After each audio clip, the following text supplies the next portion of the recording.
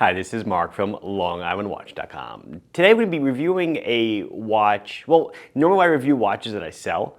Today, exception, it's going to be a Tissot. We do not sell Tissot. However, I needed to buy a Tissot Gentleman 38 for another project. Yeah, a bracelet. We're going to make a bracelet for it. And since the watch is relatively new in this smaller size, I had to buy one. I tried to have my factory buy it for me. They did it 3 times, and 3 times they were shipped fakes. Amazing. So I went to a regular brick-and-mortar retailer and ordered one. I have it here today. We will review it and check it out. I'm kind of excited about it because normally I don't get into this part of the business. I guess Tissot is an affordable brand, but you know, I know the brand that I know. I own a Tissot, but it's a 2-timer from 1988. For my own wrist check today on one wrist, Formex, what am I doing? This Space Ghost. And on my other wrist is an Islander. That's what I'm all about. The Islander Northport ISO 155 bestseller. Let's see Tissot. So when I received the watch, the first thing that really struck me was it is weighty. The links on the bracelet are thick. Check that out. It actually weighs 135 grams, which is not so far off from a diver of similar size. So you really definitely get good weight. And you also get, you hear this said often, a good balance from the weight of the head to the weight of the bracelet. It just feels really, really nice.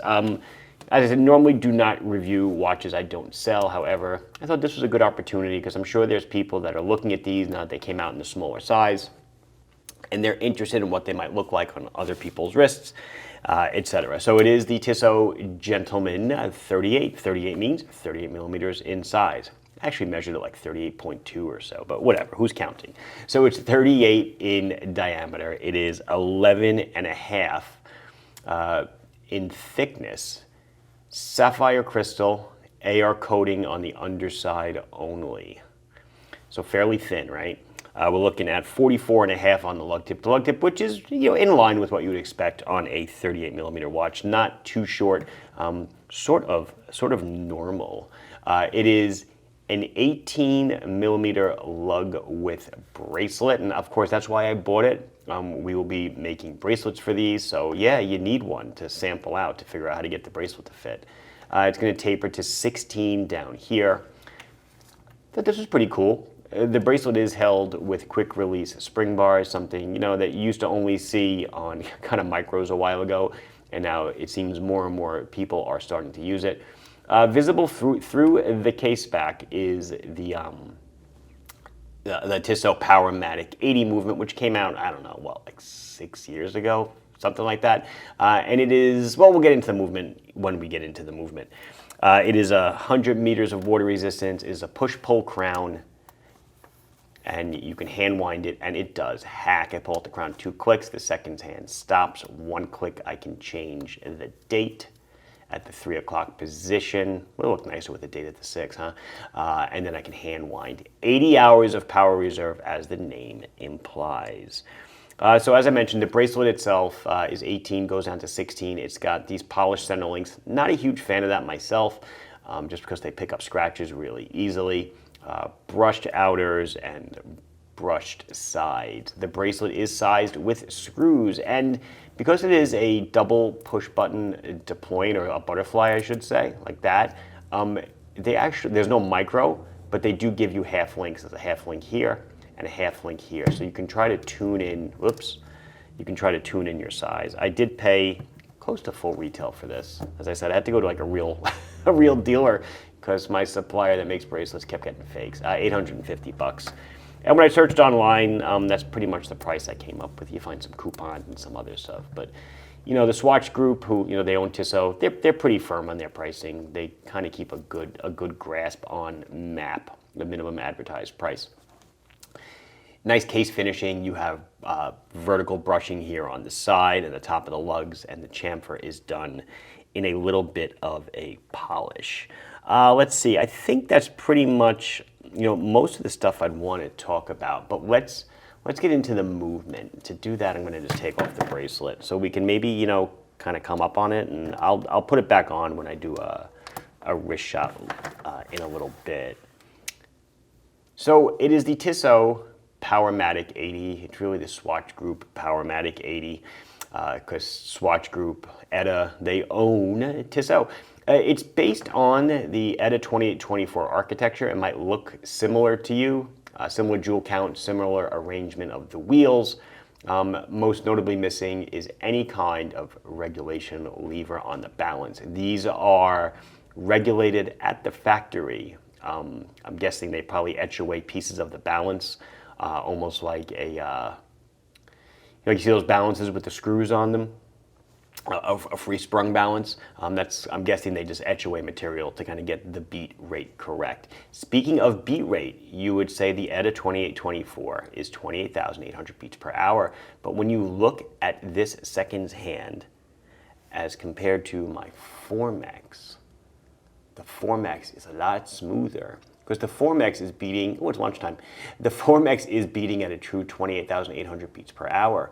Well, the ETA did at one point in its life, but they have retooled it, re-engineered it, and they dumbed down the beat rate to 21,600. They changed around hairspring and some other stuff, and they were able to boost the power reserve to around 80 hours, 3 solid days. You've heard me talk about this before, the trade-off of a higher beat rate to a lower beat rate. There's arguments on both sides. There's really no set answer. Higher beat rate, more wear. Lower beat rate, more power reserve. Accuracy can suffer on a lower beat rate, but on a higher beat rate, the accuracy is kind of blended into a larger number. Blah, blah, blah, blah, blah. It doesn't matter.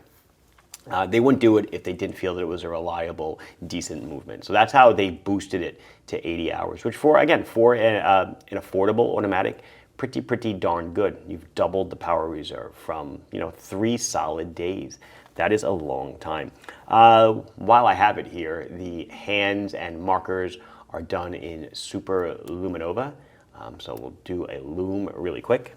It does glow a little bit blue with that Super Luminova. No registration pip, I guess, at the 12 o'clock for me to know where 12 is, because the date window actually has a pip as well. It would be nice if they ignored the date pip, but it is a dress watch, mostly, so I guess the simplicity of the Lume will work for the design.